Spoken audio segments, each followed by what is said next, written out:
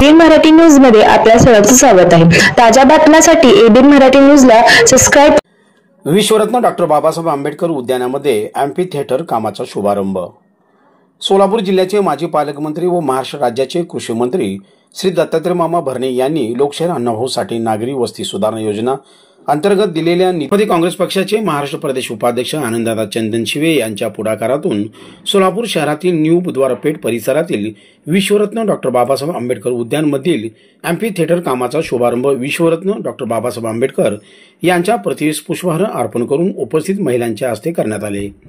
सदरच्या कार्यक्रमामुळे विभागीय कार्यालय क्रमांक 2 चे विभागीय अधिकारी राहुल सरकारजी, उद्यान अधीक्षक आशिष जाधव, सहायक अभियंता अरुण सिद्दीकी, जेई आशिष घुले, इंजिनियर महेश केसकर, उद्यान विभागाचे विश्व शिंदे, साइट इंजिनियर आदित्य क्षीरसागर, आरोग्य निरीक्षक बसवराज जमादार, नगरसेवक अमर पुदाले, चंद्रकांत सोनोने, गौतम नागटिळक, बाळू शिंदे, भारत ढाले, अभिनंदन गायकवाड, देवीदास चिंचोळकर, विजय शिवशरण, संजय मस्के, विकी शेंडगे, अमोल कदम, लखन चंदनशिवे, मेघराज गायकवाड, संकल्प कांबळे, रोहन बागले, सिद्धार्थ गायकवाड, दीपक वाघमारे, अरविंद जगताप, धोंडेबा कापुरे, अमोल कांबळे, भीमा कदम, दिलीप बाबरे, गौतम शिंदे, सतीश अडकुल, रोहन तळभंडारे तसेच महिला सुमन लगाडे, शशिकला पिडगुलकर, चंदा शिवशरण, सोनाली नवगिरे, प्रिया साखरे, तेलनचम्मा कावल, नागरबाई कदम, सुजाता सोनोने, माधुरी सोनोने, नम्रता कांबळे, मंगल वाघमारे, लता बनसोडे, यल्लवा बनसोडे, शिवंतबाई रणदिवे व या परिसरातील नागरिक मोठ्या संख्येने उपस्थित होते।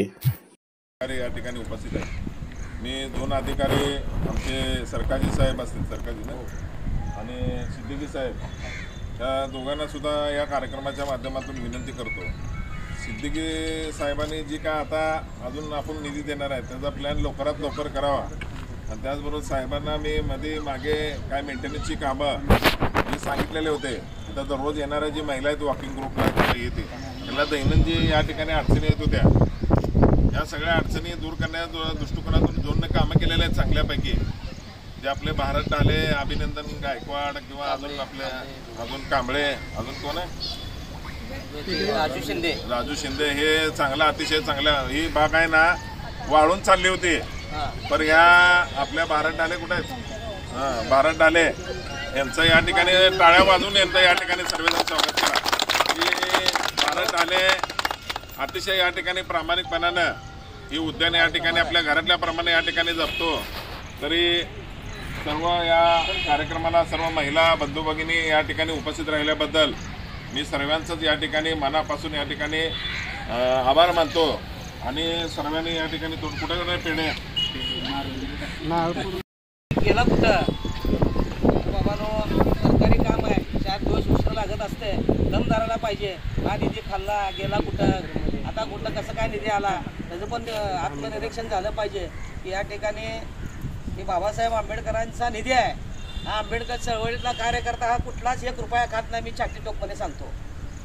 या ठिकाणी आनंददादांनी त्या भरणेवाडीमध्ये जाऊन अक्षरशः पायाच्या पिठा पडल्या असलेल्या आणि त्या मंत्रालयात जाऊन चक्र्या मारून या पुतळ्याची किती प्रोसेस आहे हे आपण शब्दामध्ये आणि लिखित स्वरूपातही सांगू शकणार नाही की बाबा त्या कुठल्या ठिकाणी वस्तू संग्रहालयाची पुतळ्याची परमिशन मिळते हे काय पुढाऱ्याला माहीत सुद्धा नाही। अशा म्हणजे दादाने या ठिकाणी मुंबईला स्वतःच्या घरचं भाकरी घेऊन स्वतःच्या गाडीत पेट्रोल घालून 4 कार्यकर्त्याला आमच्यासारख्या न्यायाचं खाण्यापिण्याचं सगळी व्यवस्था करायची आणि ते म्हणतात की आम्ही केलं। अरे बाबा, सर्व भीमसैनिकांना आज पुतळा ही बसवणं या ठिकाणी रमाईचा पुतळा होणार आहे, हे काय दादाच्या घरी होणार नाही। ही सर्वांच्या आपल्या समाजासाठी या ठिकाणी सर्वांच्या दर्शनासाठी रमाईच्या पुतळ्यासाठी दादानं अहोरात्र या ठिकाणी प्रयत्न केला आणि त्याचा जे म्हणतात की माफीचा साक्षीदार कोण आहे तर तो मी आहे। तर अशा माध्यमातून दादाने या ठिकाणी आणि काय उर्वरित राहिलेलं काम ते लवकरच या ठिकाणी या उद्यानचं होणार आहे। जे कोणी या उद्यानासाठी काम करेल आम्ही त्यांचं स्वागत करतो। जो कोणी निधी आणेल इथं कुठला पक्ष जाती माणूस बघितला जाणार नाही। आंबेडकरांसाठी बाबासाहेबांनी घटना ही सर्व समाजातल्या व्यक्तीसाठी सर्व भारतीय समाजासाठी घटना नेली आहे। बाबासाहेबांसाठी जो कोणी निधी आणून देईल त्याचं खरं या ठिकाणी आंबेडकरच्या उद्यानाच्या वतीने आम्ही स्वागत करतो आणि पुन्हा एकदा मला या ठिकाणी बोलण्याची संधी दिली त्याबद्दल धन्यवाद। जय भीम। उपस्थित सर्व